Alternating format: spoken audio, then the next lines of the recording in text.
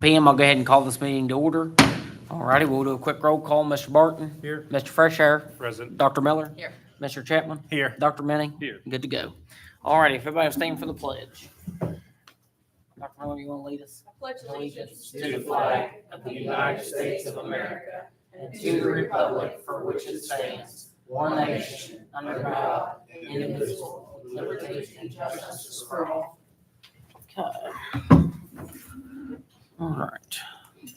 We have no delegation, so we will move into reports, and I'm going to move up the extension office on the agenda, and you all can present first.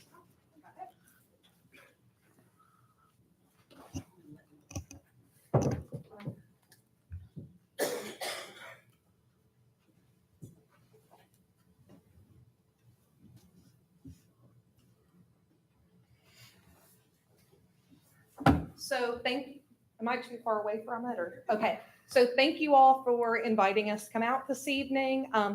Daisy and I are your extension agents here in Gilmer County. I handle 4-H youth development programming and Daisy is our ag agent. If you heard her, she plans on letting me talk because she's been struggling with this fall cold that's already going around. So, WVU Extension is one of the programs that benefit from the levy here in Gilmer County. And we wanted to take some time to share with you all some of the successes our program has had, some of the ways that we're trying to make sure we're partnering with the schools, but also some of what we're doing in the community. I had a little bit of a chance to talk at an LSIC meeting back in the spring. So some of this you've heard about, some of it may be a bit different.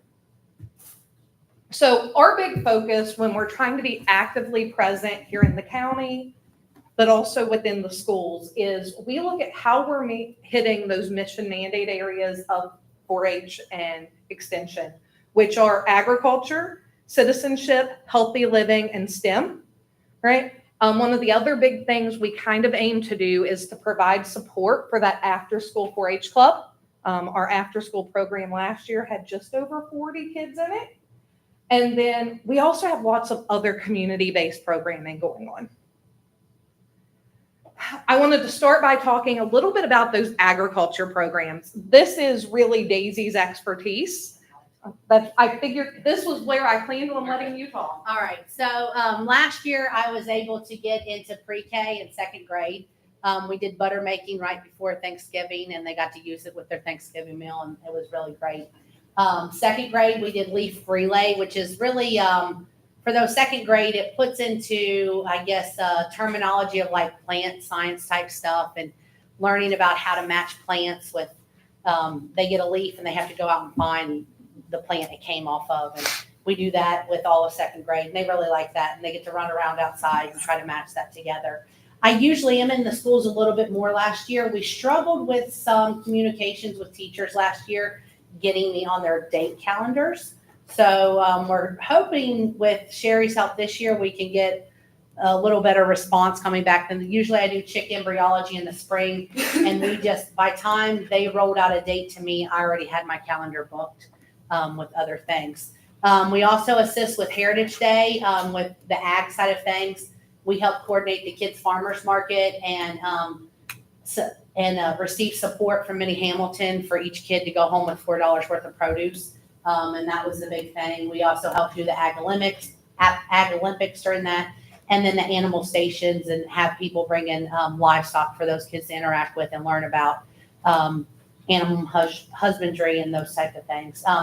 Last year, it was really neat. While Nick was at National FFA Conference, his sub contacted me and said, hey, I want you to come in and do something with all the ag classes. So we kind of brainstormed together, me and Tony Bishop, and she's like, I think this career in agriculture.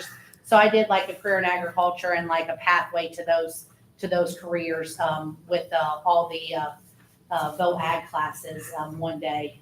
And that was really fun. Those kids, it kind of opened their eyes of what it was going to take to get to, the step from, well, I want to do this, but what are the steps I need to get there to get to that degree. So these are just some pictures of Heritage Day that we'd like to share. The farmer's market, the lamb, some goats. As part of Heritage Day, we do bring older 4-H and FFA members in. that help run those stations. So that way they're communicating with the kids and teaching them. We go over talking points with them, and then they come in and they talk about those livestock and those projects and how that's integrated. So that works really well. And we're on the agenda to do that again this year as well, at the end of October. So one of those 4-H mission mandate areas that we really focus on a lot is citizenship. And we do that through a few of our different programs. With citizenship, we're looking at service. We're looking at knowing your role within the community. We're looking at their own pride for their communities, their country, those different pieces. And also leadership falls into that category. So last year with 4th grade, for the 2nd year in a row, I did a project called Know Your State, and it starts introducing them to West Virginia history. And what I love about this project is it directly aligns with a lot of the academic standards related to West Virginia history for that 4th grade level. In 5th grade, if you've driven by the elementary school, you know they put up the flag and take it down every day. So early in the school year, I get to go in and teach them some etiquette around our flag and how to properly fold it. This year, that's the first school enrichment session I got to do. And then also with 5th grade, and this came kind of out of watching that group of kids and seeing a need. I drove up to the school one day when they were putting up the flag, and there was this group of 5th grade kids who were kind of like, they all wanted to take the lead, and none of them really knew how. So I went looking, and we had this leadership skills you never outgrow curriculum. And it is a 7-section curriculum that I went in once a month working with those 5th graders and taught them different leadership skills. We also use some pieces of that with a middle school junior leader club. And this club consisted of 6th to 8th grade kids. I haven't got to contact them to see if we're going to get to continue that, but I'm optimistic because I really could see some of those skills developing in that group. They wanted more opportunities to lead. So, sorry. I did go ahead and pass the slide there because I learned after I did it that there is one photo in it I'm not yet able to share for the new school year. So that's why I jumped past it. So leadership skills you never outgrow. As I said, we looked at 7 different kind of leadership skills. If you see the photo of the 2 kids sitting back to back and the one kid standing and the one kid sitting, this was one of my favorite activities. And Ms. West had talked to us about activities we might be able to do with parents for the parent days where they'll be coming in this year. And I told her about this activity, that it's a communication activity. And what I do is I put the kids in pairs and I ask them to pick 3 topics to talk about, right? And then I give them a minute. And for the first minute, they sit back to back. They're not allowed to talk. They're not allowed to turn around, right? And they have to talk for that whole minute about whatever topic without ever turning around. And it's just really helpful in helping them understand the importance of being able to see and keep that eye contact when you're speaking. And then the different levels is also really cool for them because they start recognizing how important it is to sometimes be on that same level when you're trying to communicate with people. So that is just an example of one of those topics within that activity. So healthy living is another piece. With this one, I get to go into kindergarten and we do sun safety. This is UV beads. And while we're getting to play with the UV beads, we also talk about what are the different ways you can protect yourself from the sun. We normally do that in May, knowing the summer is coming along. 1st grade, we do Germ City. I was at a meeting earlier today where we were talking about how important attendance is and how some of those policies are changing and how something like this could be really helpful in helping kids remember we want to stay healthy so we can be at school. So Germ City. 3rd grade does Mindful Me. So this is a mindfulness curriculum. We look at being present in the moment. We look at mindful eating. And then 6th grade does Get Experience in Mindfulness, which I'm super excited for next year's 6th graders because they will be the first group who has went through Mindful Me and get experience in mindfulness. And I think it'll be really cool to see whether or not there's some of this being held on to that's making this more effective. So the Junior Leaders Club that I talked about also got trained in a curriculum called Health Rocks, which is an anti-vaping curriculum aimed at middle school age kids. It's really effective when we can get those kids up teaching and presenting to their peers, because the reality is they're normally going to listen to them better than they are us. So just some pictures. Again, I love all the fun these kids are able to have with this. You see a couple of them with their solar bracelets. And then with Germ City, if you've never seen that activity, we have them use this almost UV hand sanitizer and see how well they're able to get it all over their hands. And then we challenge them to wash it all off as we teach them how long you should be washing your hands. What are those proper steps? And we've added to it that activity where they take home the steps and can share with their parents. Mindful Me. This one, as I said, we talk about mindful eating. We talk about gratitude. We talk about being present. The pictures of the kids with the apples always crack me up, because with mindful eating, we talk about using all your senses, and that includes listening. So we're like, well, how does the apple sound? And they hold it up and they're like, what am I doing right now? And eventually some kid goes, well, there's other ways to hear this, and one will toss it in the air or tap on it. So, and then as I said, the Health Rocks curriculum, we have 8 kids, all currently freshmen, well, 7 freshmen and a single 8th grader who were all trained in that Health Rocks curriculum last April.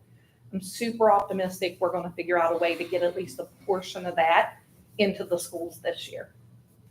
So STEM, I only get to do a little bit of STEM, and I always claim we know our strengths, and STEM was never mine. I am glad I work in a community that has Glenville State University that does a lot of STEM outreach.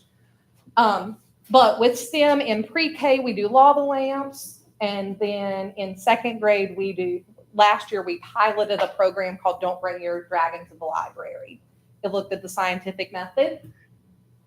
So our lava lamps, basically we look at density of water and oil with that, and then we drop Alka-Seltzer in it, and they're able to see as the water raises up through the oil.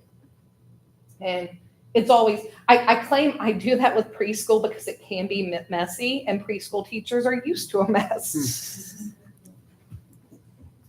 And then Don't Bring Your Dragon to the Library. I was talking to my secretary this morning, and I mentioned that we had just piloted that last year, and she goes, Janie, based on the pictures I've seen, based on what you've said, I think that was a big hit with the kids. We had them crack their eggs and basically make a hypothesis about what they thought was going to happen when we dyed them. So 2 days later, I came back and we were able to peel them off and check it all out, and they had all kinds of fun. As I said, after school program, Wildcat University 4-H is another program that I've gotten to work with in recent years. With it, we had the opportunity for them to learn to make a motion and elect officers. We do the making a motion in a really cool kind of way. We do a Chex Mix or trail mix, and they have to move to add what they want. Then they discuss it. Someone seconds it. Then they discuss it before getting to vote on it. So it's just a cool little activity that they get a fun treat out of, and to hear the reasoning some of these kids come up with as to why to add stuff or why not to. It's really kind of interesting. We, over the last 2 years, have had various service activities. We've done a food drive. We've done Christmas cards and ornaments. And the last few years, they've been showcased in our 4-H roundup.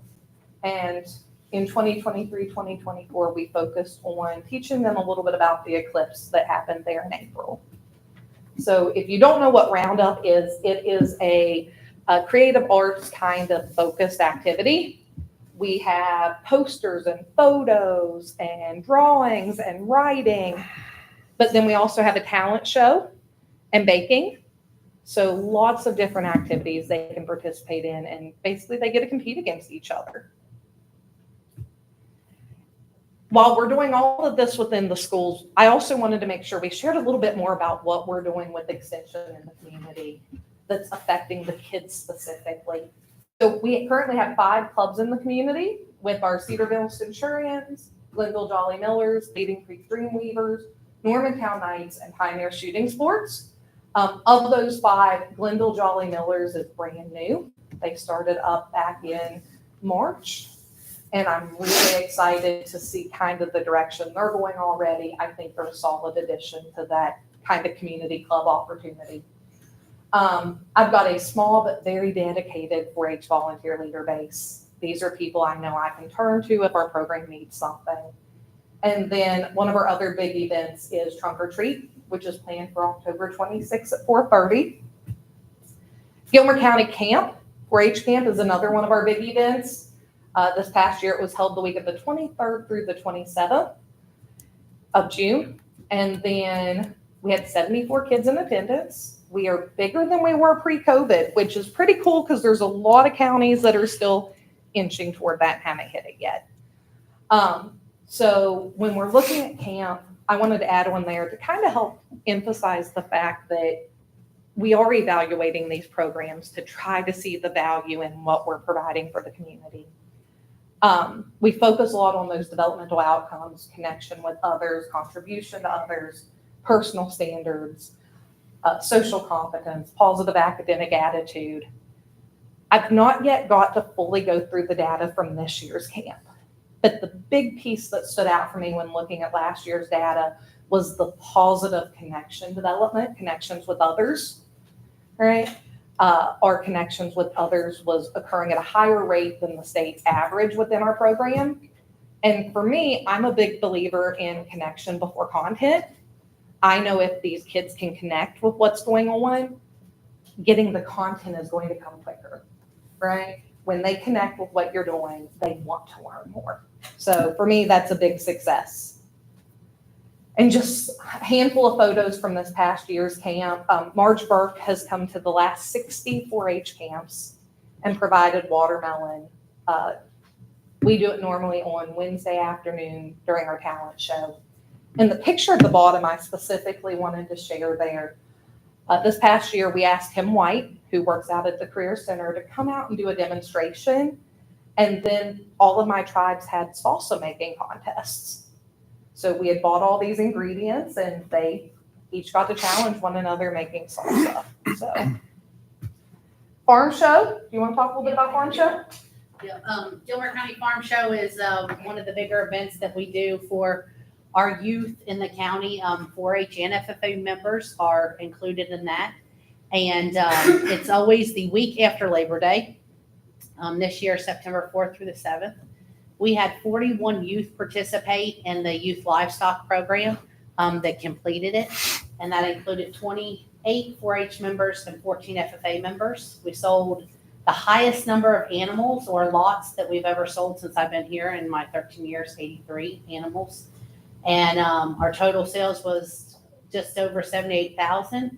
And we also do a resale. That's if somebody doesn't want to keep their animal, they can resell it back as a donation either to the program or some scholarship programs. There's a couple options for people to do. And those resale totals were just almost $4,500 or $4,400. So a super great week for those kids. It's a busy week. They're in school. They get out on Wednesday, but it's still a busy week. But youth are definitely learning some problem solving skills, as well as meeting new people, learning to talk to adults and people in the business world as well. Positive work ethic and just setting goals and working through those goals to achieve a positive outcome. So we do like to see our kids make a profit, and I would say the majority of our kids made a profit this year at Farm Show. They did a really good job. So. And here's some pictures of some of the kids we had around, and we had a really great judge this year. Nick Cox always helps get our judge to come in, and she was really great with the kids. We had We always try to find somebody that's super positive and is going to give a lot of feedback and talk to the youth. Because it's, even though they've worked all year at this is also still an educational event as much as it is for them to showcase their animal. So I do want to say that I know those numbers for 4-H members and FFA members did not add up to the right number. That is because one of those youth actually choose to complete the projects in both 4-H and FFA. So like they're doing that extra work to have it included as a project in both programs. So that's why that didn't quite add up.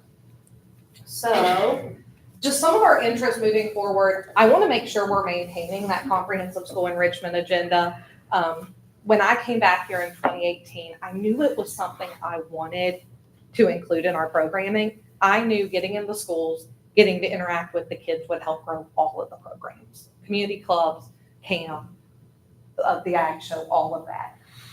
It took us a little bit. COVID slowed us down and then coming back. But last year, by mid-May, I want to say like May the 8th, I had successfully made it to every elementary classroom in the school and in the 6th grade at least once, and many of those multiple times. And it's something we want to continue doing. I do have those 2 new programs I really want to introduce this year, one of those being Health Rocks. I think Ms. West and I have talked about how 7th grade may be an ideal place to start talking about the vaping curriculum. I will tell you, there's also been a lot of conversation about, do we need to be talking about it sooner? I don't know, but it's been one of those kind of conversations. So, and then seeing yourself in the future. So one of my personal passions that has slowly became a state and national priority for 4-H is this idea of work readiness, right? How are we preparing kids to go out in the world and be strong workers? How are we preparing them to be ready for life? So for about a decade now, I've been working with a group called the Post-Secondary Success Team. And we have this curriculum that we started piloting in late 2021 and really got to a point where we feel great about what we've got. It's been piloted in, we've had over 800 kids participate and have people from 35 states now trained to deliver this program. And it's completely focused on work readiness.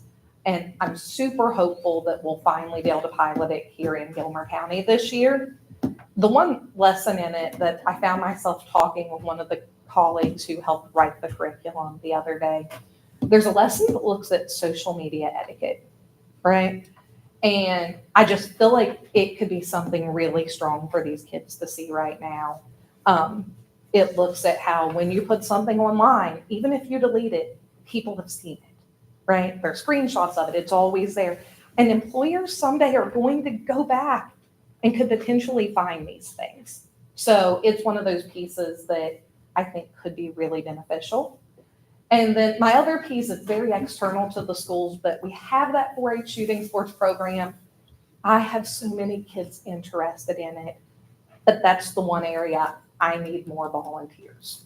So I'm hopeful to get that program really strong and up and running. There's a lot of competition opportunities with that as kids get older could allow them to travel across the country. Scholarships too, I think. Scholarships.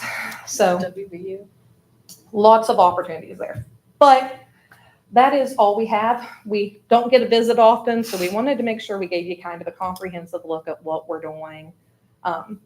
I joke that sometimes people go, what, you all plan one farm show and one camp a year? And I'm like, no, we're doing much, much more than that and trying to positively impact the kids in the community. So thank you all for letting us come and present tonight. Thank Yep. you. Thank you. And we're always open, if there's something, if there's a need in the community that you think Extension could be a niche or partner with, please let us know, reach out to us. One of the big things obviously we have going on right now is our current drought. So there actually will be a drought meeting on Monday at the Gilmer County Extension Office to help people understand some of the federal funds and state funds that are available, as well as some management techniques as well. So thank you for letting us come out. So what I have here, and I'm hoping to get them hung up in the schools in the coming weeks, are with many of those school enrichment activities, we do projects with the kids. So actual 4-H projects that are sent on to the state fair for exhibit. And I did want to point that out only because, number one, your teachers are super supportive of making those happen. Number two, as a result of those efforts, Gilmer County we're a small county, we were in the top 10 in the state in regards to number of projects we had in that building at the state fair.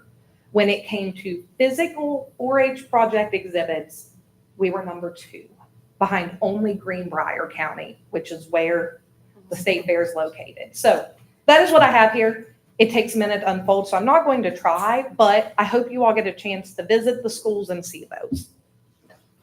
Thank you. Yep, Thank thank you. you. Thank you again. Thank you. All righty. We will continue in the report section. I'll give you a quick overview of the Leading Creek meeting. We met at Leading Creek on September 11th. The first item of business we had was to elect officers. I was reelected as president. I think that happens about every time I go to a meeting. I think there must be a problem. And Dr. Stewart from Lewis County was elected vice chair. And then Mrs. West also kept the secretary position for that committee for the upcoming year. We got a breakdown of the enrollment numbers right over there. Right now, there's 115 students. There's 15 in pre-K, 17 in kindergarten, 16 in first grade, 20 in second grade, 15 in third grade, 16 in fourth grade, and 16 in the fifth grade. They did go over their test scores. Just like everybody else, there's gains in certain areas, and then not so much gain in other areas. They are using the same thing, the iReady program, like we're using, to benchmark and see if they can get those general summative scores up to where they want them to be in their county. As far as personnel, all their positions are currently filled, but they are looking for subs all across the board, kind of like every other county right now. Subs are highly sought after, and they did lose their LPN just because the student that needed the LPN was no longer there. Curriculum, they're currently looking for intervention tools, and just like Gilmer County, they adopted a new math curriculum and are starting to use that in their math classes. Everything in finance was okay. Facilities wise, there's been a little bit of HVAC issues. They were working on getting that, and they're going to be putting mulch down on their playground. It was coming within the next couple of weeks to get those back up to date. No schedule and no issues or changes in the bus schedule. Gilmer County's bus is the first bus to that school of a morning, and the last bus to leave was the main update as far as the bus schedule.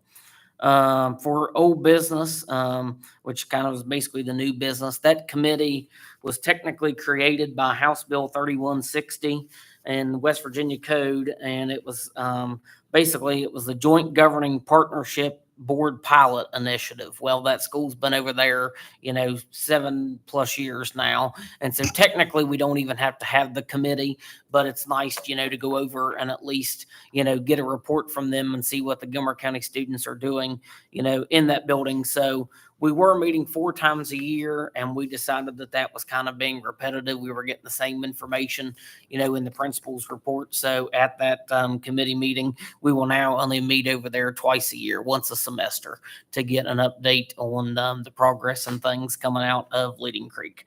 But everything seemed positive, and they were willing to work with us. And, I think that's a good thing to at least, stay up to date and know what the kids that go, know what our Gilmer County kids that go there are, getting into and being involved with at that school. And that's all I have for the Leading Creek report. So we will move on. And Mr. Barton, I think you have Career Center. The Career Center on our first home ball game at Calhoun County, they had a tailgate party for the Calhoun people, and they also had a car show. And for the Gilmer people that went down that direction, Lions Club had their food stand set up, pardon me, on the 11th. They will be at the ball game here for our high school, and we'll do the same thing. They'll have it set up. There'll be can tailgate, free hot dogs, and that kind of thing. The enrollment at the Career Center is up They had 130 students. The new electrical program right now is pretty well maxed out. They have 7 kids. They have 2 from Gilmer. So people understand, if you come out of there in 2-year program, you come out as a journeyman. What does that mean to your wallet? That means if you go to Parkersburg, where I know some people that are in that union, so I know what this amount of money is, they make $37 an hour as a journeyman. That does not include your insurance. That does not include your vacation. Once that is factored in, the union steward said, a journeyman could graduate high school, go to work, package $70 an hour. But that does require a lot of math. You use an Ohm's law, you have to be able to do certain mathematical solutions. But it is a way for our kids to make to get into a program that can make them job ready, where they can go into the workforce and earn a good salary. You can't beat that. You know, they work typically 10 hours a day. That's $700 a day. That's kind of hard to beat, plus overtime. Now, granted, there's not as many factories down there, and DuPont doesn't do what it used to do, but that's still a lot of work. Plus, you also, once you've got your experience and you get your master's electrician's license, then you can come back home to Gilmer County, and you can either work for somebody or you can start your own. How many times have you called for an electrician and you got to go into Harrison County or way up in Braxton or other places to get somebody? So this is an opportunity not only for our students, but for our community as such. They also are offering OSHA certification courses. One started on the 18th. Another one will start on the 24th, where students or other people can pick up the OSHA certifications. Anyone interested in food handlers class license, those start on October the 8th. And more importantly, probably to not only Calhoun school system and ours, but to you, the public, they have now instigated a work order system. On their website, you can scan a QR code, and if you wanted a building built, like if you wanted a storage building built, you could talk to them, scan that code, and the construction class and the electrical class might be able to help construct said item. And if you were somebody that owned a house and you need something done, you scan that in, make out a work order, and they will get back with you. And that's another way of getting some building projects taken care of that you might not be able to do otherwise.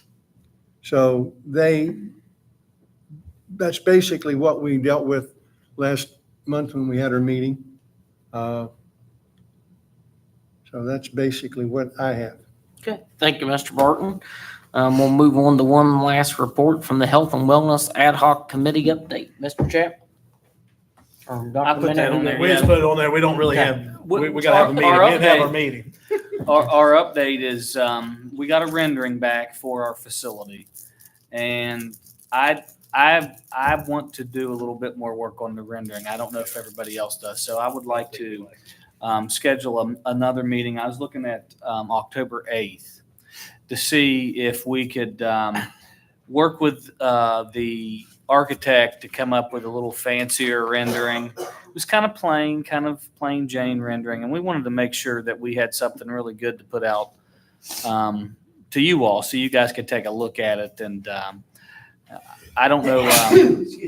I don't know if anybody else thought that, but I was thinking maybe invite the architect back on the 8th and give them a heads up that we would like to have them back on the 8th with a rendering.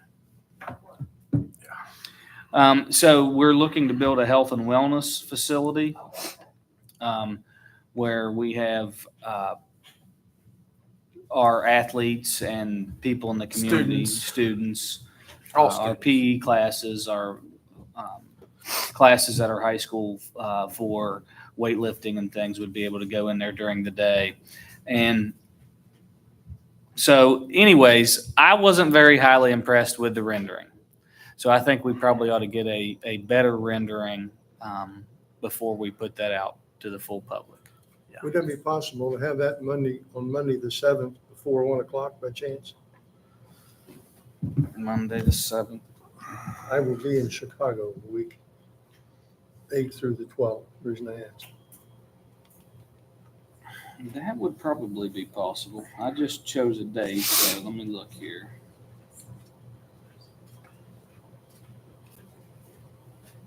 I don't have to be there, but I'd like to be.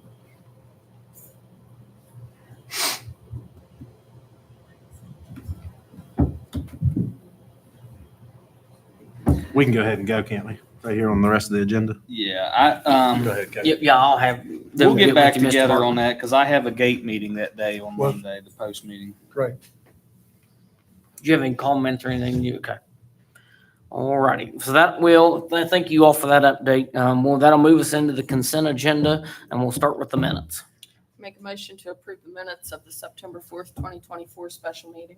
Second. Okay, it's been properly moved and seconded to approve the minutes of the September 4th, 2024 special meeting. Is there any further discussion or amendments to that main motion? Hearing none, all in favor, say aye. Aye. Any opposed? Any abstention? Motion carries. All righty, we'll move on to the next set. Make a motion to approve the minutes of the regular meeting of September 9th, 2024. Second. Okay, it's been properly moved and seconded to approve the minutes of the regular meeting on September 9th, 2024. Is there any further discussion or amendments to that main motion? Hearing none, all in favor, say aye. Aye. Any opposed? Any abstention? Motion carries. All righty. Ginger, we are to bills for payment. Okay, I think that we have that, and this is one on there as well. And I'm spending most of my time working on the financial report, so I'm not getting a lot of other output from me. But I don't remember any surprises on the listings. Make a motion to approve the bills for payment as presented. Second. Okay, it's been properly moved and seconded to approve the bills for payment as presented. Is there any further discussion or amendments to that main motion? Ginger, are these stainless steel tables, is that for the meat lab or is that for the, No, Home we ec. redid that Home ec. home ec room, the Okay. cabinetry, and then it did include some tables like that took up instead of counter space. We did that with the remaining art money. not a the problem? remaining federal money we had. They were stainless steel, so I just It wondered looks what they were. great. Normally It does, it's it looks meat, really meat good. cutting. It's really, really good. I haven't seen it yet. All righty, any further discussion? Hearing none, all in favor, say aye. Aye. Any opposed? Any abstention? Motion carries. All righty, we'll do that budget supplement. Make a motion to approve the budget supplement as presented. Second. All right, it's been properly moved and seconded to approve the budget supplement as presented. Is there any further discussion or amendments to that main motion? Hearing none, all in favor, say aye. Aye. Any opposed? Any abstention? Motion carries. All right, that'll move us into new business, and we'll start with the MOU for GSU Grow Your Own program. Dr. Minnie. And I'm sure you guys have read both of those, the Grow Your Own and the Level Up. Just a short explanation. It's a teaching pathway, much like a career and technical pathway, except it's college-bound pathway, and it's basically free tuition, free textbook rentals. It's a really And good deal. It's a really good deal. I mean, And we you can just have to basically become, convince kids to use it. yeah, you can basically, we do have a few kids that have started the program, and we think that program will expand. We're small. We're not going to get 35 kids in this Right. program, but if we can get 3, 4, 5 kids a year, it could put a pipeline back into Yeah. our school system to fill positions that we need filled. Make a motion to approve the MOU with Glenville State University for the Grow Your Own West Virginia teaching pathway. Second. Okay, it's been properly moved and seconded to approve the MOU with Glenville State University for the Grow Your Own West Virginia teaching pathway. Is there any further discussion or amendments to that main motion? Hearing none, all in favor, say aye. Aye. Any opposed? Any abstention? Motion carries. All right. Do we need to specifically do one for the Level Up MOU? Is it different or kind of together? Those two, I was putting those out together. That Level Up is a dual credit pathway agreement. That Grow Your Own teaching pathway is, So Yeah. one motion. yeah, I think that would be fine. Okay, so that will move us to the MOU with Calhoun Gilmer Career Center for embedded credit. Dr. Manny. This is just a standard embedded credit MOU. They offer embedded credit in math and English and several different contents down there. One area that we just added, I think, was electrical. There, of course, you can go and receive your senior math credit while you take carpentry or while you take welding. It's embedded into the curriculum, so the math is taught while you take the course. So this is just the embedded credit agreement. It's in our policy, in our county policy that we just adopted, that we would accept, their embedded credit agreement. And we thought that it would be right for us to make sure that there was an MOU, that the board is aware of the intent of that, and that those credits will be transcribed as credits in our school. It's also a part of policy 2510 to offer embedded credits. Make a motion to approve the MOU with Calhoun Gilmer Career Center to provide students the opportunity to earn embedded credit. So moved. Is that a second, Mr. Barton? Yes. Okay. Okay, it's been properly moved and seconded to approve the MOU with Calhoun Gilmer Career Center to provide students with the opportunity to earn embedded credit. Is there any further discussion or amendments to that main motion? Hearing none, all in favor, say aye. Aye. Any opposed? Any abstention? Motion carries. All right. MOU with the M3T project, Dr. Manny. This is the Mountaineer Mathematic Master Teachers. It's a project where WVU offers different high-level instructional strategies to a fellowship of math teachers across the state. And this would be related to Kelly Barr's participation in that. So she'd be receiving training, going to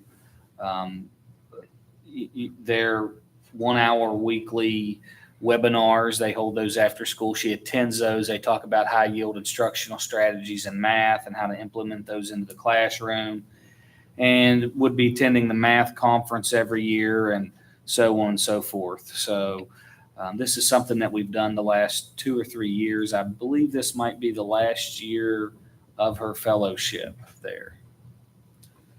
Make a motion to approve the MOU with WVU M3T project related to Kelly Barr's participation as an M3T fellow for the 24-25 school year as presented. Second. All right, it's been properly moved and seconded to approve the MOU with WVU M3T project related to Kelly Barr's participation as an M3T fellow for the 2024-2025 school year as presented. Is there any further discussion or amendments to that main motion? Hearing none, all in favor, say aye. Aye. Any opposed? Any abstention? Motion carries. All righty. Approval of interim LPN contract, Dr. Manny. This is a contracted service. We're having a high needs student that's coming for consultative services that currently has the need for a full-time LPN. And of course, this is not a student that we have full-time right now. They're coming for just consultative services in the school, but we'll need a full-time LPN later on. This is just to get us by until they actually enter into our system full-time. Does this person do they come out of Morgantown, or where do we get them? Do you know? It looks like it's just like a contract company, and we're contracting with that company. This is the same contract company that currently that they use to utilize for the student at home. So this is the same company. The same person would be coming with them to school during their consultative services. So if they come an hour or two a week, this person would travel into the school that hour or two a week. I make a motion to approve the healthcare staffing agreement with Interim Healthcare of Pittsburgh, Inc., DBA Interim Healthcare of Morgantown, as outlined in the agreement. Second. Okay, it's been properly moved and seconded to approve the healthcare staffing agreement with Interim Healthcare of Pittsburgh, Inc., DBA Interim Healthcare of Morgantown, as outlined in the agreement. Is there any further discussion or amendments to that main motion? Hearing none, all in favor, say aye. Aye. Any opposed? Any abstention? Motion carries. All right. For review, policy 3120.12 substitutes an area of critical need. Dr. Manny. you can take a look. Basically, we changed the year. We do this yearly. This is to approve substitutes in areas of critical need, and therefore it wouldn't affect different things like retirement and things like that. And you can look at the areas that we've had. We didn't change any of those, and we basically changed the dates for this agreement. We've had this in place for now a few years. And I recommend making a motion to place policy 3120.12 out on comment and review for 30 days. Make a motion to place policy 3120-12 out for comment review for 30 days. Second. Okay, it's been properly moved and seconded to place policy 3120.12 out on comment or review for 30 days. Is there any further discussion? I guess, Doctor, is that policy like in the manual? Because I thought that policy was updated we're gonna have to change those every because year. the dates change. Yes, Okay. this is one you have Okay. to go take to the state, the West Virginia Department of Education, and they approve your areas of critical need Okay. every year. Okay. Any further discussion? And principal is on that list. I looked. Okay. Any other discussion? Hearing none, all in favor, say aye. Aye. Any opposed? Any abstention? Motion carries. Excuse myself. Okay. All righty. All righty. Let's see. We'll move on to review policy 4120.12, areas of critical need and shortage for substitute bus drivers. Same exact type of thing. The policy, again, is submitted to the state for review, and they approve, and we approve every year, and it is currently in our Neola policy. So I recommend making a motion to place policy 4120.12 out for comment and review for 30 days. So moved. Second. Okay, it's been properly moved and seconded to accept the superintendent's recommendation to place policy 4120.12 out on comment or review for 30 days. Is there any further discussion or amendments to that main motion? Hearing none, all in favor, say aye. Aye. Any opposed? Any abstention? Motion carries. All right. Recused himself too early. Let's see. All right, we're going discipline reporting discussion. I just want, if you'll pass Yep. those down. Of course, you're going to hear the gate review, and there will be additional discipline reporting from each school's gate review. On this review, though, we talked about different things that we could bring in front of the board and on a monthly basis. You'll see at the top of this, it says misconducts by year. You'll see 501, which is the county, 206, which is Gilmer County Elementary Schools, and then, 501 is the high school. And then all schools are included there. So you can see a breakdown of each school and then where we're at as a county. And you'll see the leveled offenses there. And honestly, right now, the what has been submitted from teachers looks pretty good. It's pretty promising. You can see Gilmer County High School's got 72 total referrals this year so far in the first 6 weeks. If you go back and look through the years, back in 2021, there was 1,137 referrals. Nation, I dug deep. We went back many years back to look at the number of referrals. They used to be in the 200s and 300s for the year. So we're looking at reducing that, but I want to let you know, the next meeting I'm going to report out on the accountability scorecard. We are not in the yellow or red with discipline. We want to make sure that we're providing good, equal discipline across the board.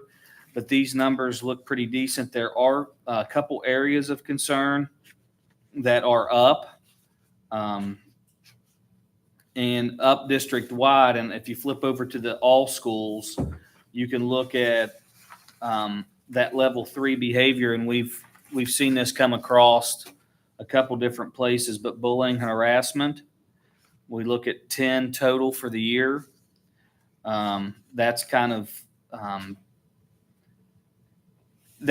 up for the past couple years. Our requirement is every single time somebody says that they've been bullied and harassed, we're now entering that into WEVAS, so that number should be up.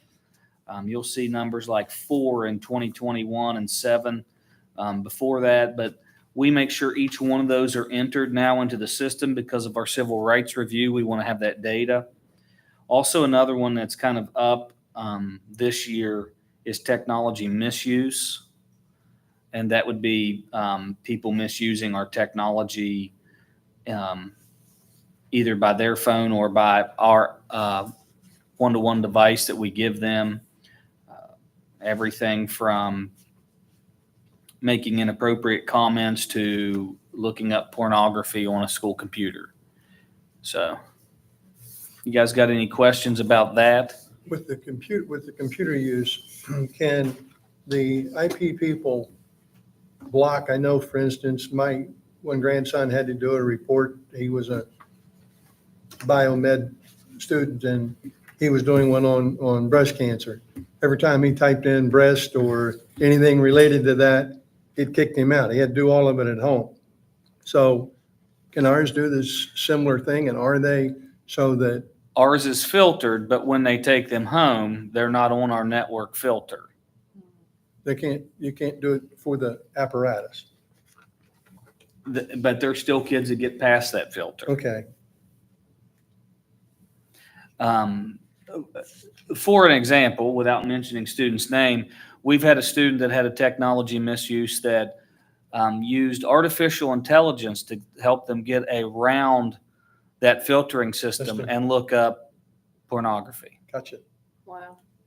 So in those cases, it would be technology misuse. Correct. You said that out loud.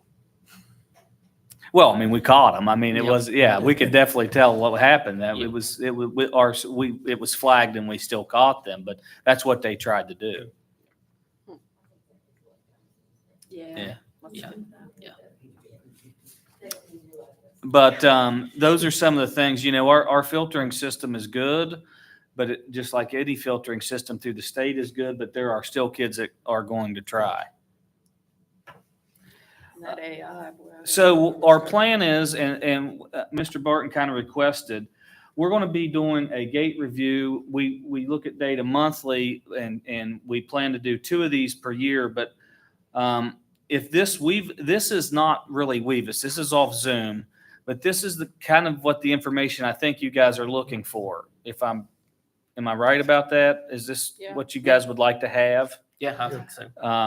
So what we plan to do is provide this report to you so you can see the trends and the changes in student discipline over time. What is @ERR? First page. It's down second from the bottom.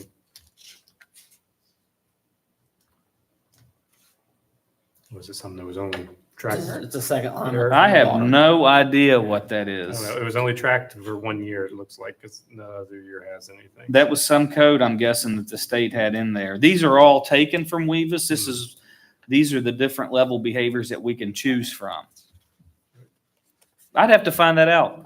Yeah, Mr. maybe. Fisher. Well, and I yeah, think that's an error, it could actually. be an error, or it could be Yeah. something that they broke out for a year and then put back in with something else that could affect one of your other numbers. Right. Probably worth knowing. And you'll see that, there's some in there that are in there as a non-offender, and we already have 9 in there that are non-offenders, people that report. We still put those types of things in WEVAS. Are we continually, I know with the discipline policies, beginning first day of school, they were taught. So my next question is, are we reteaching and reinforcing classroom management and those kind of things? I mean, it sounds redundant, but if you don't. We actually had, remind me, Erin Day. She did the walkthrough today. You met her at the PBIS at the elementary school. That was a part of our gate process. We wanted to make sure that those things have been taught and retaught. I'm sure Mr. Price can tell you that they are definitely hitting it up there. We have a reteach period at the end of our day, so from 2:50 p.m. until 3:15 every day, 5 days a week, we have a reteach. And our grade level teachers work together to decide whether it's a behavior that needs to be retaught, or whether it's an academic skill that needs to be retaught, or maybe there's a behavior goal that was met and those students can have a little extra recess as a result. It is a part of our instructional day, but it is a reteach period. So yes, those Okay. behaviors are retaught. Because the reason I ask is, I mean, I'm a hard egg. We'll use that word instead of what else I would say. But for instance, like, part of it comes down to, like in class, I would do it probably something similar to this. I'd say, when I'm talking, you're not talking. And if you happen to do that, I'm going to warn you. Do it again, and you're coming up here and you're going to sit beside of me. Now, that happens, and I've gone through my process. Now, if I've done all that and Larry still decides he wants to yap and yap, then it's time to either call the parent and say, hey, I've done this to him, and if you don't have any better luck, then, my next step is do somebody else. I mean, just those kind of things. Now, of course, if Larry refuses to come up and take the seat, because I'm not going to be quiet, so I refuse to come up and take the seat, then that's a whole different animal right there. That's a reasonable request. I'm trying to keep me out of hot water, somebody is, and I'm not complying. So I like I said, I'm a hard case, but those kind of things kind of keep people from Repetition. out of hot water, and they let you know who's in charge, if you want to think of it like that, and your room. So that's why I say it's really important for me that classroom management skills are, you say, well, I did it, how, but too many people are like Larry, and sometimes I'm kind of thick-headed.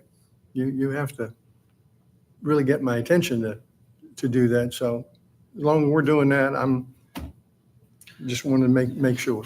Not only do I think we're doing that, we're doing it to the point with Fidelity, especially through the 5th grade.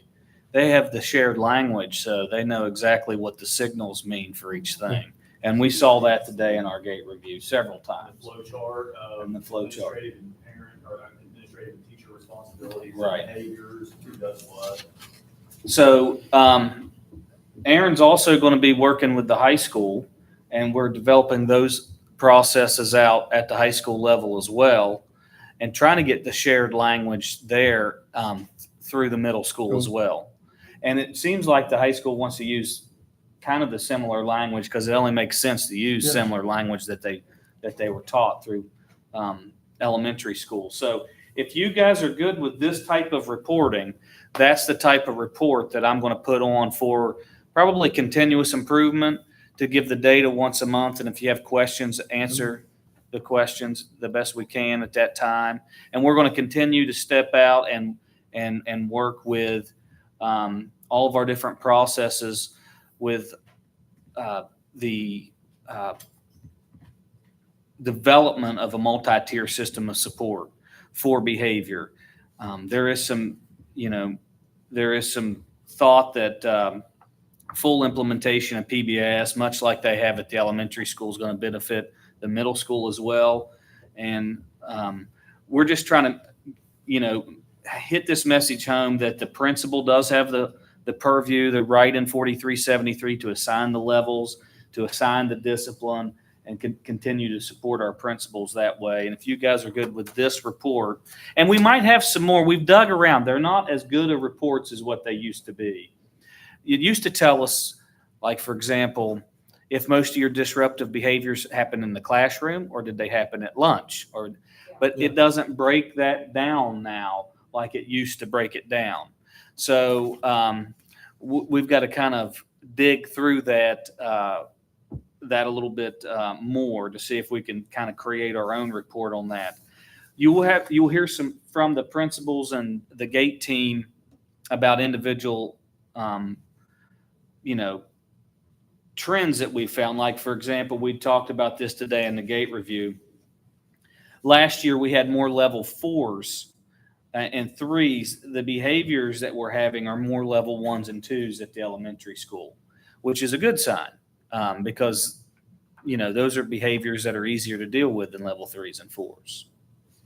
I guess the only thing that I had is, I think you answered my question.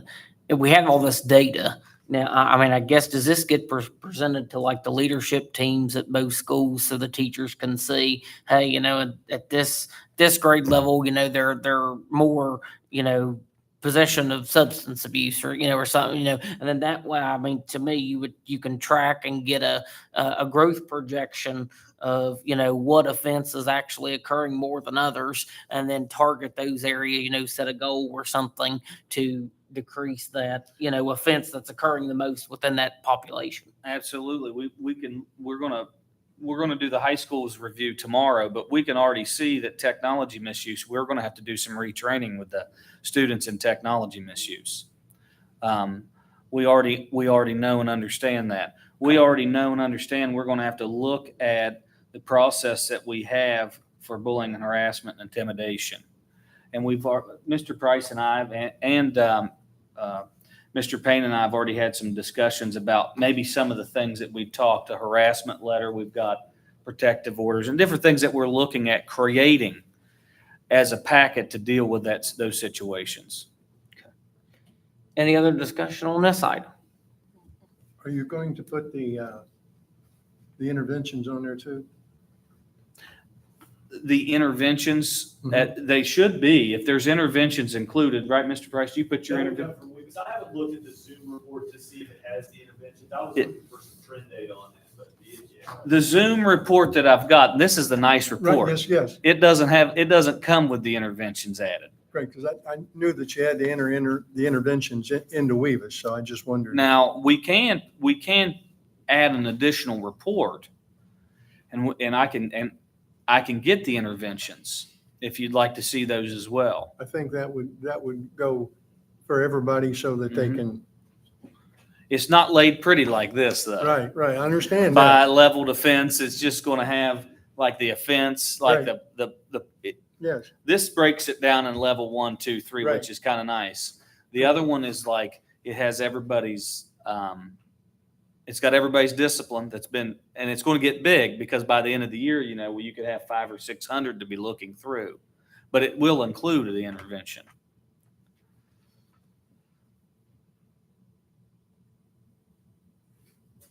I was just trying to think if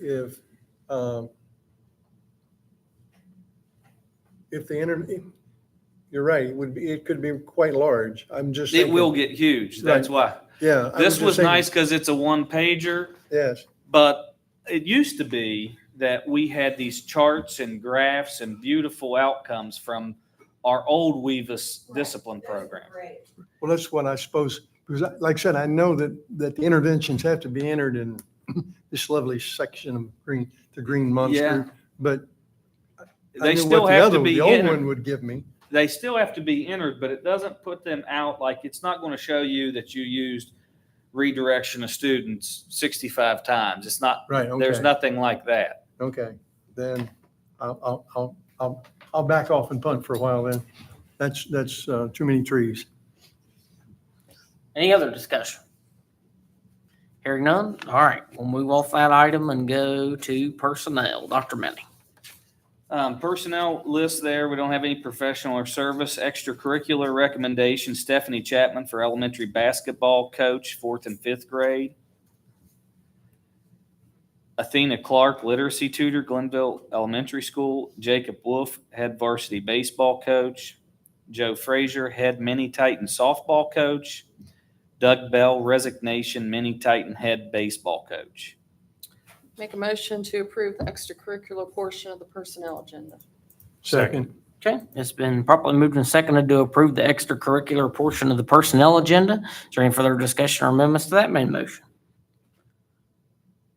Hearing none, all in favor, say aye. Aye. Any opposed? I'll abstain. Motion carries. All right. Let's go to data presentation by Ms. West.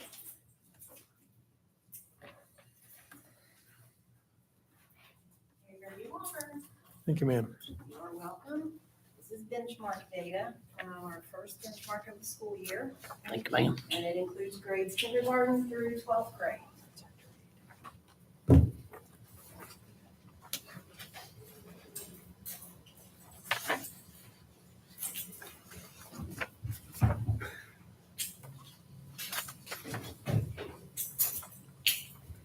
We're using two different data platforms. So the first one is for grades 9 through 12, and this is the IXL. We set a window, and students were to complete that benchmark within a certain window. So one of the things you're going to notice from the color schemes, the gray section, there's a large chunk of students who did not take the ELA. And then if you come down, you'll see a much larger group who did not take it for math. Some of these are the CTE students. So again, if they're taking that embedded course at the Career Center, they're not with us for their math class or the ELA to be tested. There has been conversation about how we could get those students benchmarked. And so that conversation is taking place. So this was the students that are physically in the classes at the high school, right? Yes. Now, also, I will say that this benchmark was open for about 2.5 weeks. We had students who were in and out due to illness, various factors. We did print the data from the IXL for our 9th through 12th graders, I believe for the first time. And we put that in folders and we sent that home last week. And so parents were able to see reports. A lot of students are utilizing the IXL, but they were not assessed within this window because we printed well over 200 reports in math and 200 reports in ELA.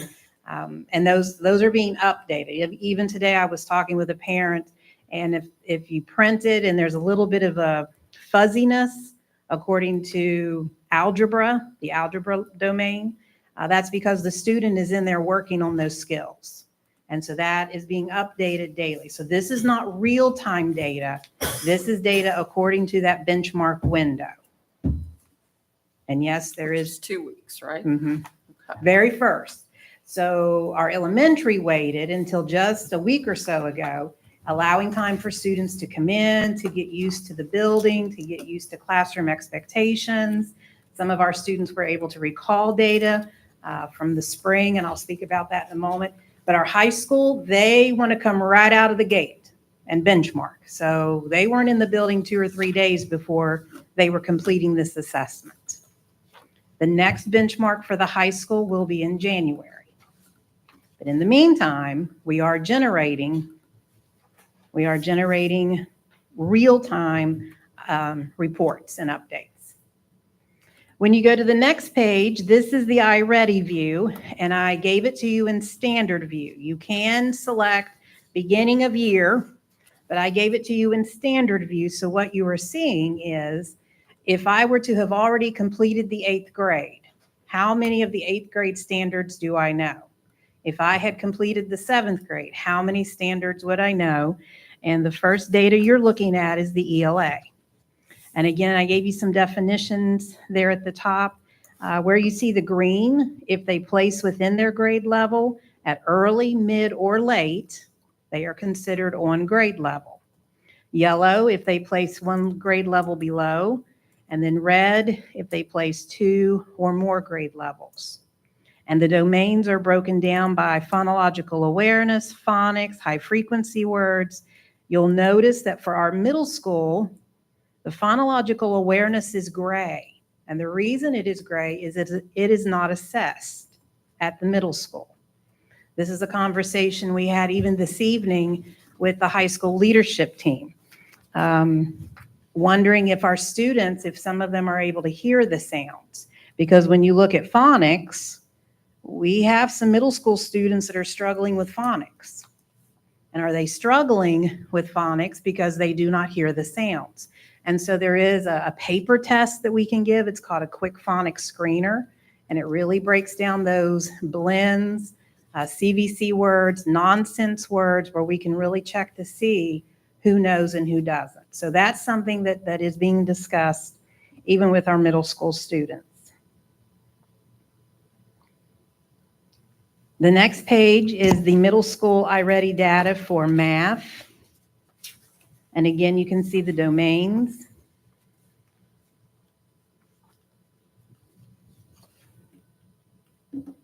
You can see by grade level who is considered on, one grade level below, and who is considered 2 or more below.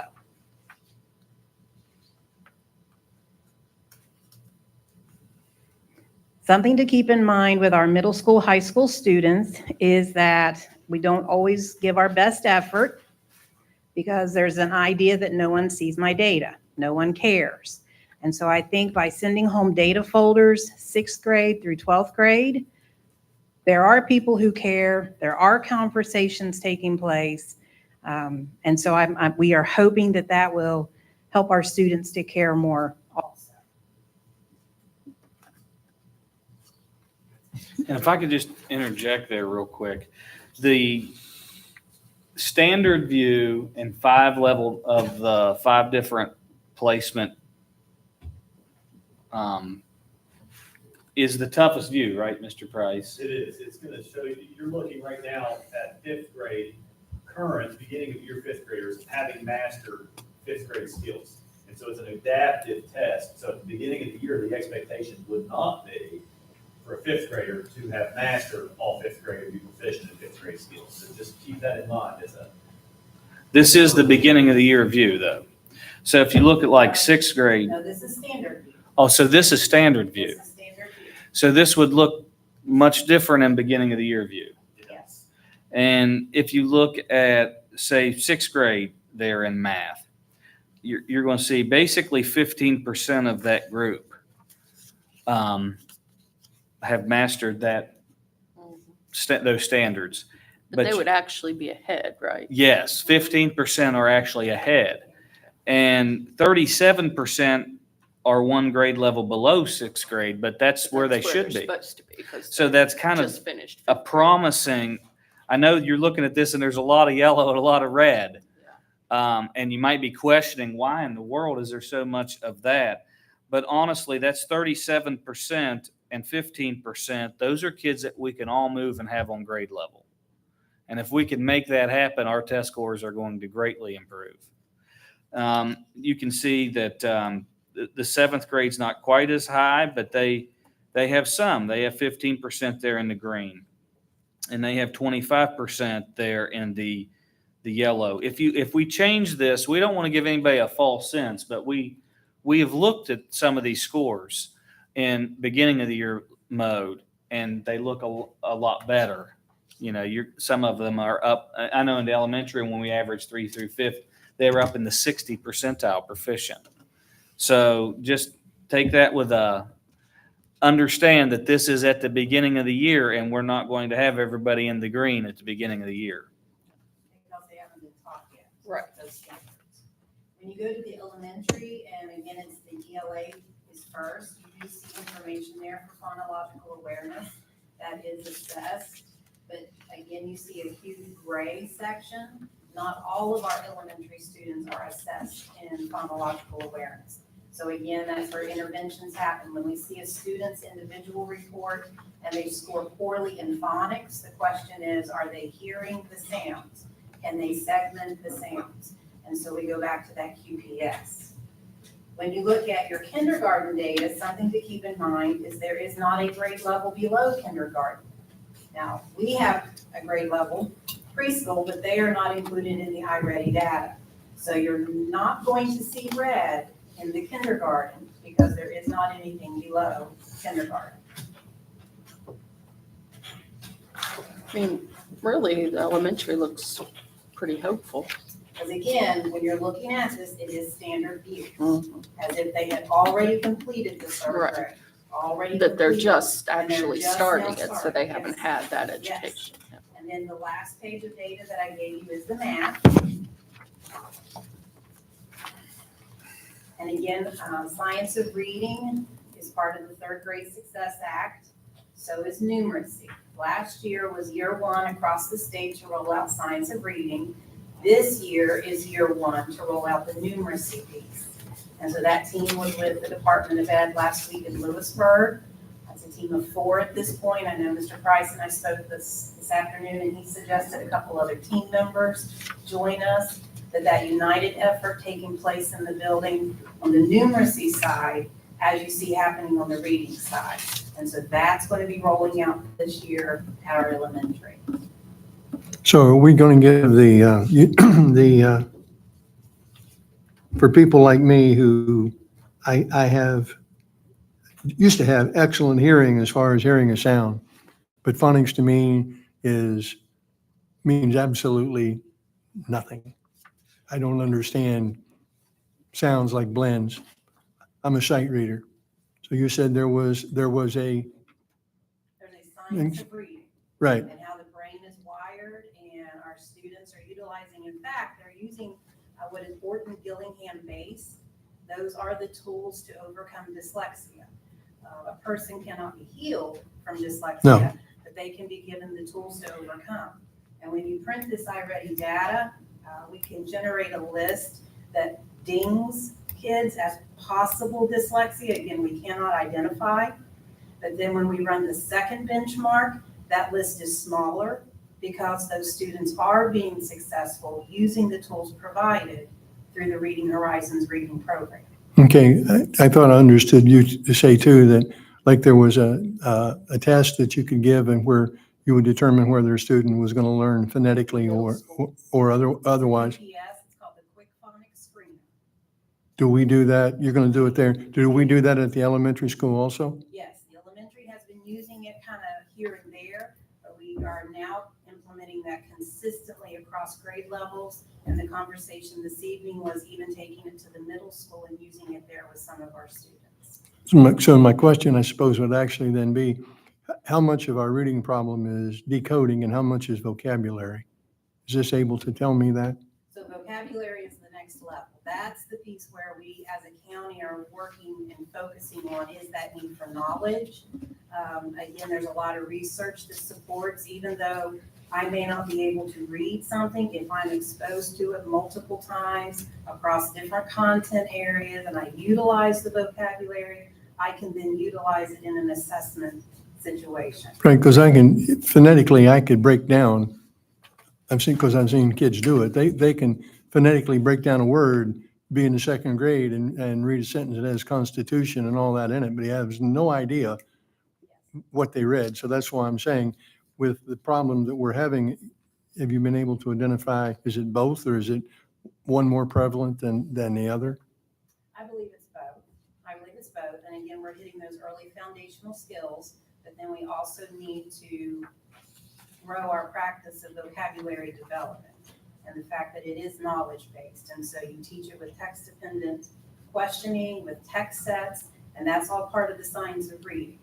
There is a science behind how we read, and so we are working with that in Gilmer County. Well, I understand that because you were an excellent reading teacher, but I'm just, like I said, I know part of that and from experience, I know what was required. I know Mr. Payne was with us today on a visit at the elementary, and he was very impressed to hear a student utilize the word vertices correctly and be able to discuss it with their teacher, and that happened in a first grade classroom. That's phenomenal. So, But if you would look at the KA, the placement domains for the 6 through 8, On the first it's page, obvious that vocabulary and comprehension, yes, they go together. right in the middle of the page there, Which page? second page.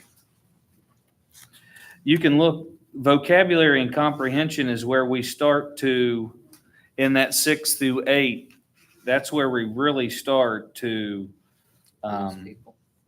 yeah. There's several grade levels behind there in vocabulary and comprehension. And I know that AI has been used by our secondary staff to help generate some the work that they're doing in the classrooms. It does make it much easier for teachers to generate things for their classroom use. Elementary has not really delved into that, but in our work last week with the Department of Ed, it was suggested about text-dependent questions, and so the conversation at the table was how do you do that? we don't have time to do that. AI can help us with that. And there was a teacher at our table who said, we're already doing it in the second grade and I can show you how to do it. So that is being, even today, people were utilizing, trying to figure out how to strengthen that text-dependent reading. Again, the answers are within the text.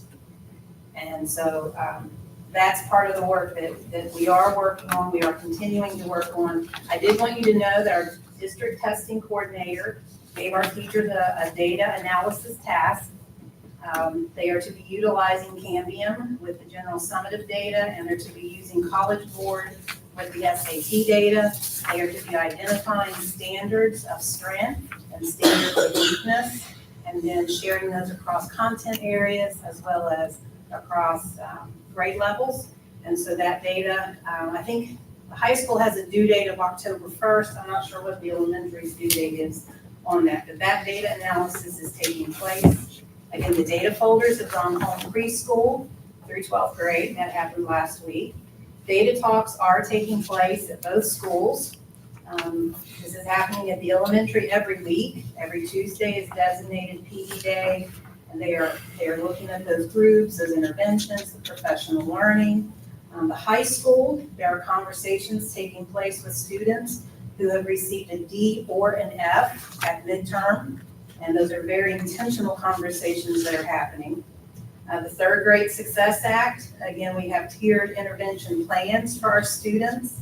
Letters went home last week if their student did not reach that cut score set by the Department of Education. So again, there's a lot of work going on. And again, data is high stakes, and so we know that. And so we are. I suppose my next question would be from this. And you know, I'm a data, comes to a test. Where are, from these, where are we identifying, I'll say a weakness, for the better way of putting it, so that I now can address that and start putting in interventions to take care of the problem? For instance, is it going to show me that a kid can't do -8 plus 15? Am I going to get that to where I know that they can't do that, where I either know it's signed numbers they're having trouble with, or it's a fact they don't know their mathematics facts? So in Cambium, when they are analyzing their general summative, it gives us right to the standard. You click the button and you can see. Oh, they can't. SAT, we do not have that yet, but there are still 2 reports being generated. But in the meantime, their task is looking at the domains in ELA or the domains in math, and then within that going in and looking at their standards. So Cambium, you're telling me that program would give me what I'm really asking for? Cambium gives us right to the standard. Yeah, it will give you the standard that you. So then, you probably can't answer my question.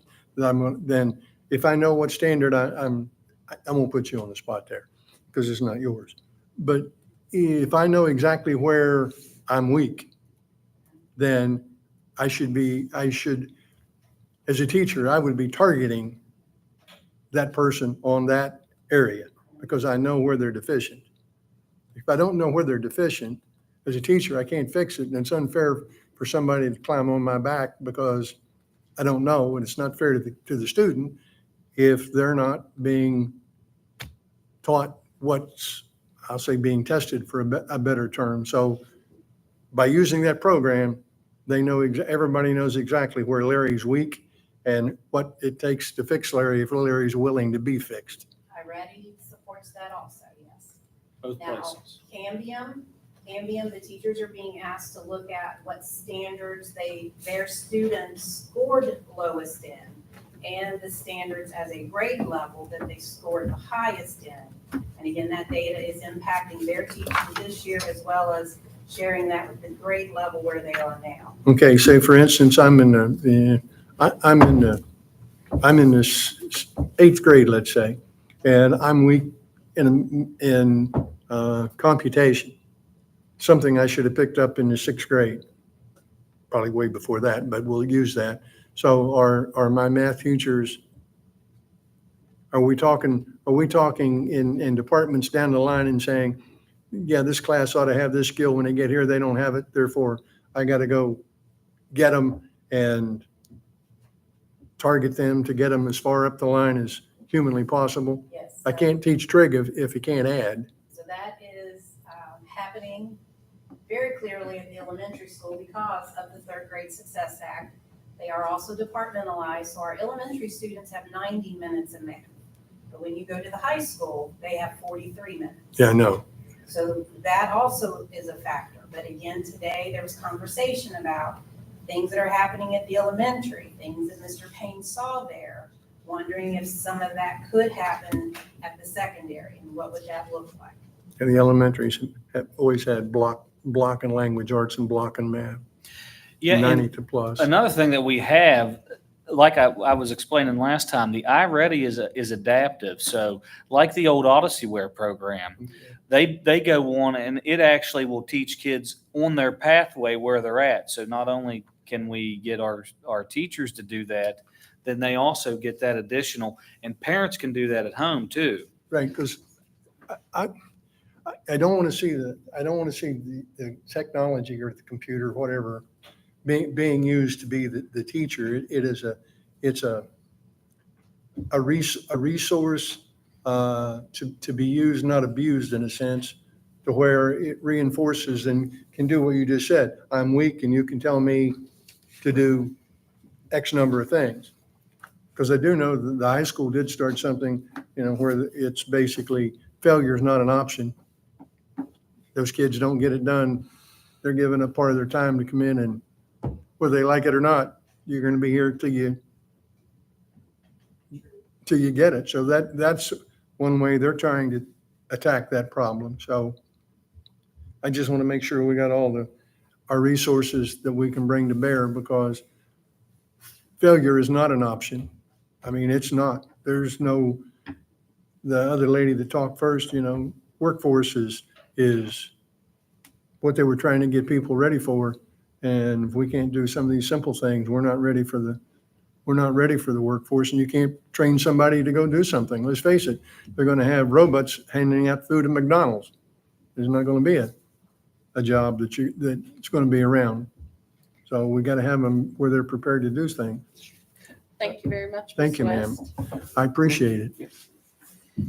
Righty, thank you, Ms. West. All right, that'll move us into superintendent's information. Dr. Manning. Like I said before, we have our gate update. We're going to do a debrief on October 7th, I believe, at 1 p.m. And we finished the elementary school. They did an excellent job with their accountability review. We looked at the strategic plan. We dug into data.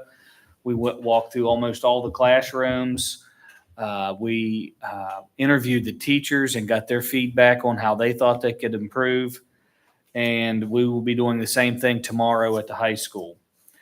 Just to give you an update about our School Administrator Association, we'll be traveling there on Thursday and Friday to hear about the accountability scorecard and to be working with several different top performing districts around the state on how they tackle school improvement.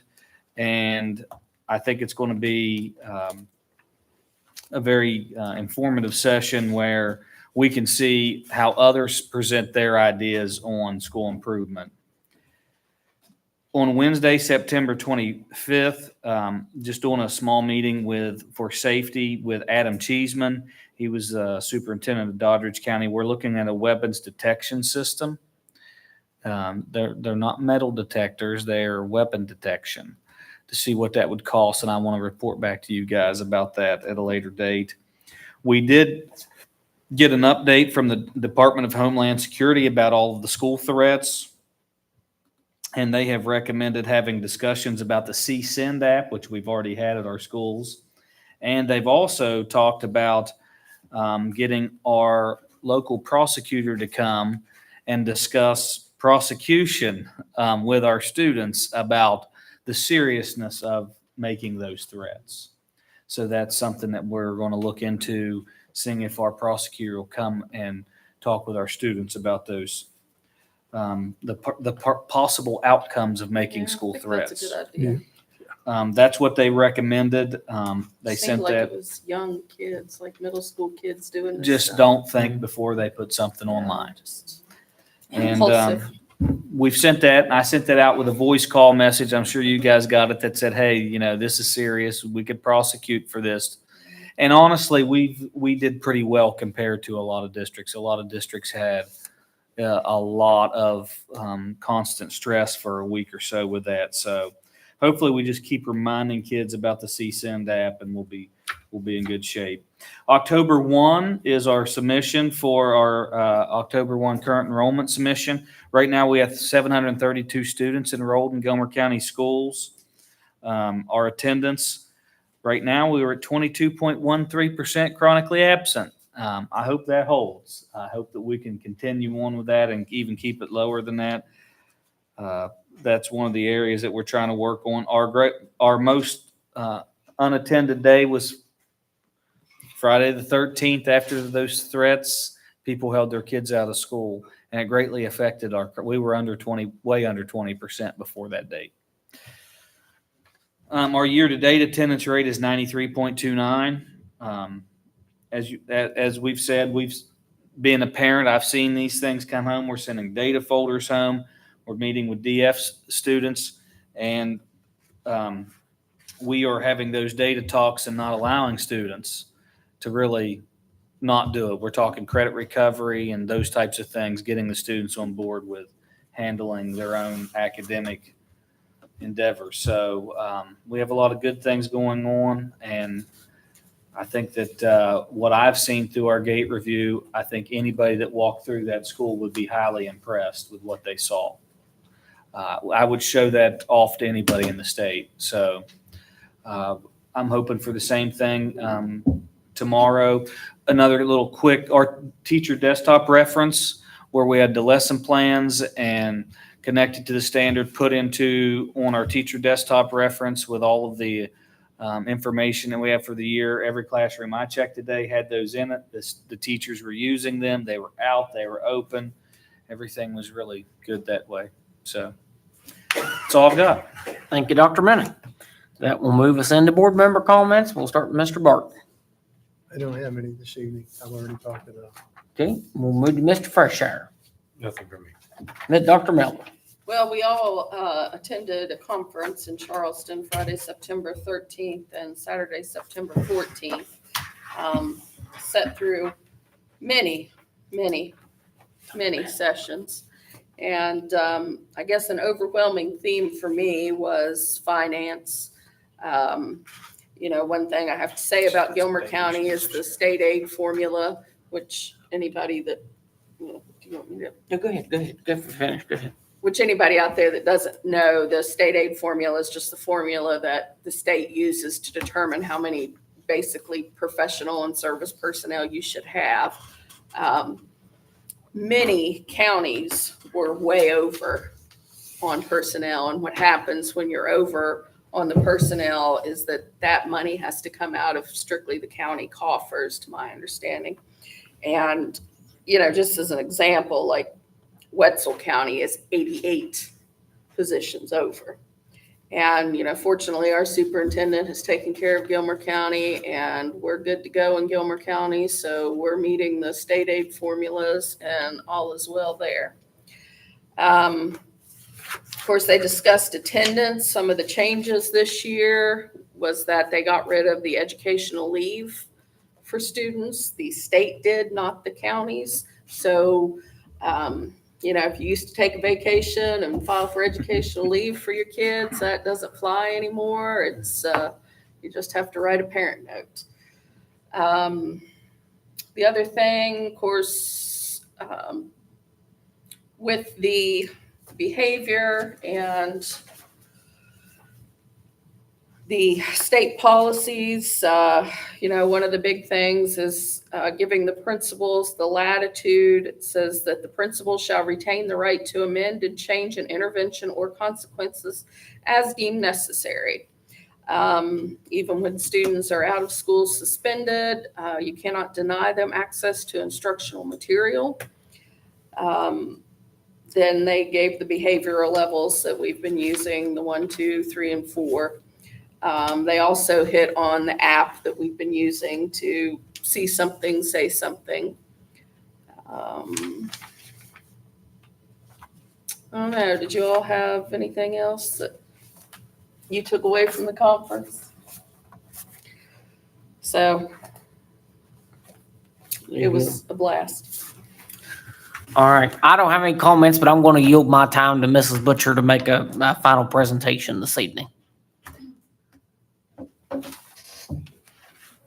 As others have alluded, last week was midterms, and so I have been looking at some data that, I know Mr. Barton loves data, so I have a handout, Thank you, ma'am. one for each. Excuse me. Give my thumbs will work. What you'll see is just a compilation of some data that I've been working on. I will tell you that I have looked at the DF reports for middle school, but I did not put those on here. What I have really been focusing on are midterm reports, DF slips in students in credit-bearing courses. I have really focused on that. So this past week, I have, last week, I think it was on Thursday, I met with a freshman because if you look to see where they are in the middle chart, you can see right here the percentage of students who received a D or F in one or more credit-bearing course. I am going to be meeting with the sophomores. I'm going to be meeting with the sophomores this week. I'm also going to be meeting with the 8th graders because I'm not really happy with their discipline. So I'm looking at these numbers. So you can see that the freshmen, you can see the first chart is attendance by class, and you can see the number of who are chronically absent. And so there is a correlation between absence and academics, and that we know that if you are not in school, you cannot be taught, and therefore you will not perform as well. So we are addressing those matters. We had a successful PT conference. I've met with the classes. What I have told the freshmen, and I will reiterate that for the sophomores, was that the freshmen this year, as middle schoolers, they never got the trip to the Career Center. But they haven't earned it yet. I want them to have that trip. But they have to show me that they are improving. And after I went over all of these things and cautioned them about the D's and F's, I want it nipped in the bud now. So what I have said is, until you start turning this around, you're not going to be you're not going to go to the Career Center yet. You will at some point, because I think it is very important. But what we are doing is encouraging them and teachers to be on top of them all of the time. But teachers are telling me that after we had our little meeting, there is a turnaround. We are seeing improvement. And, historically, I think some students have thought that they'll just not perform well and then they'll slide into the option pathway at the Career Center. Well, things have changed and that's not the case anymore. And we made that very, very clear. And that if you don't meet the requirements on the tape, you won't be in there. So what we have been explaining is what the protocol is. I've made sure that the freshman class knew what was required of them to graduate for the graduation requirements, what the requirements are for them to get into the Career Center, and then what the requirements are for option pathway, so that they see that not passing is not an option to get in there. I want them to see that. So we're seeing that there is a change. I will tell you, we have two wonderful freshman teachers that are teaching the freshmen how to be high school students. And those two teachers are Mr. Kimber, he is on it. He is so on it, and Mrs. Bell.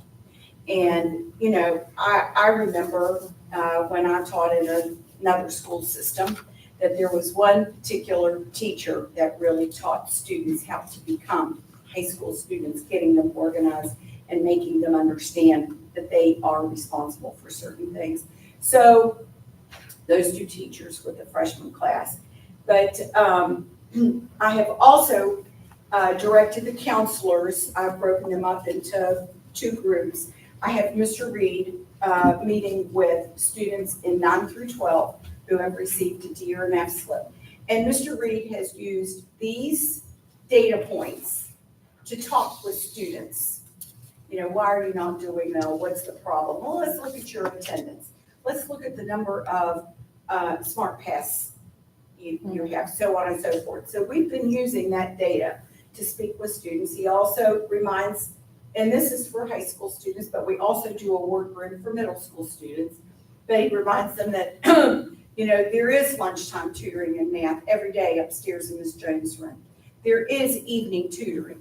And if you, at the end of the first semester, we have been telling students that if you know, in grades 9 through 12, you don't pass the first semester of a course, then we are going to put you in credit recovery after school. And so that is done.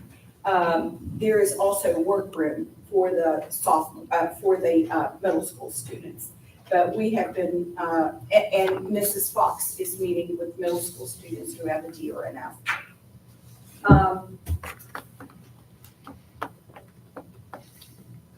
I've asked teachers to continue to be communicating with parents of those who are not performing well, but also with parents of students who are performing well, because as parents, you want to hear some good things about your kids too. I understand. And we are calling home on Fridays regarding student attendance. I send an email every day to teachers looking at the previous day's attendance that is not quite right. There might be an error in it, so I send an email every day to teachers. Originally, my first email, there were 15 teachers. I'm down to 5. That there's just, you know, sometimes you just get busy and you forget to click send or save or something like that. But just getting those issues addressed. I think that by and large, our kids are doing well. I'm not happy with some of these numbers. That's why we're meeting with them and calling home. The discipline referrals, you know, we'll be meeting with the 7th graders regarding discipline. I misspoke and said 8th grade. That's not true. 7th graders. You can see what the percentage of referrals is on the back. I have already met with the freshmen, and we've been busy, but I can also tell you that the number of discipline referrals, a lot of those have dealt with cell phone issues. So, as a means of trying to address that, I have opened up a line of communication with First Sergeant Kyle Totten. And many years ago, and I think Dr. Minnie may have been at the high school then working, I had a seminar, had a state trooper come in and talk to students, 2 separate venues, one for grades 7 and 8 at that time, and then 9 through 12, about the responsibilities of owning a cell phone. I don't think they understand the extent. I have former students who still tell me that they are so very careful regarding your cell phone usage after hearing the state trooper that I had. Good idea. So I have issued that, and I know that Sergeant Totten will be here in early November for a presentation. So I'm excited for that, because I think they're going to learn things that they've never thought of before. Yeah. And I just feel like that is incumbent upon us to make sure that they understand. On a good note,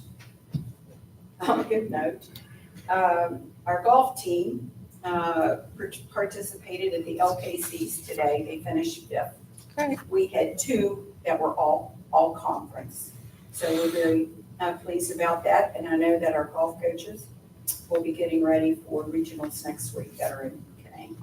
So all in all, life is rolling. Can I make a comment as a parent about the middle school? What I found going from elementary to middle, changing from 5th to 6th grade, was a big Yeah. disconnect. Uh-huh. Of course, we had the planners in elementary school, and that's how we communicated with the teachers. Well, we we put planners in the middle school last year, but I can't tell that they're being used.